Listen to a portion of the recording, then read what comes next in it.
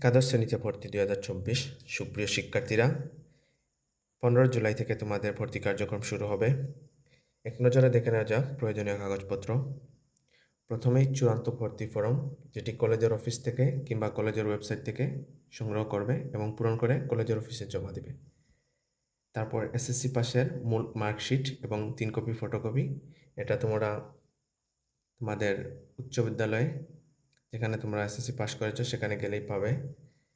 তারপর এসএসসি পাসের মূল প্রশংসাপত্র, টেস্টিমোনিয়াল এবং এর 2 কপি ফটোকপি।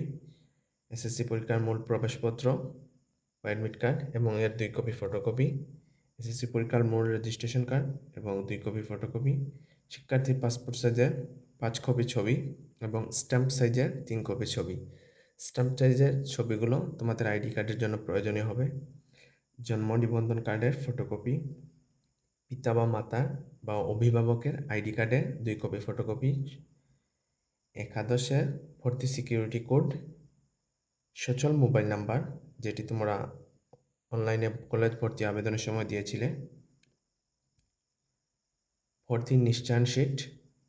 এটি কিভাবে ডাউনলোড করবে আমরা পূর্ববর্তী ভিডিওতে তা দেখিয়ে দিয়েছি, তোমরা চাইলে পূর্ববর্তী ভিডিওটি দেখতে পারো। তারপর যারা কোঠাধারী তাদের কোঠার সনদপত্র এবং প্রয়োজনীয় কাগজপত্র, এবং যারা গ্যাপ দিয়ে এক্সাম দিয়েছ তাদের শিক্ষাবিরতি সনদপত্র, এবং পরিশেষে ভর্তি ফি জমা দিতে হবে।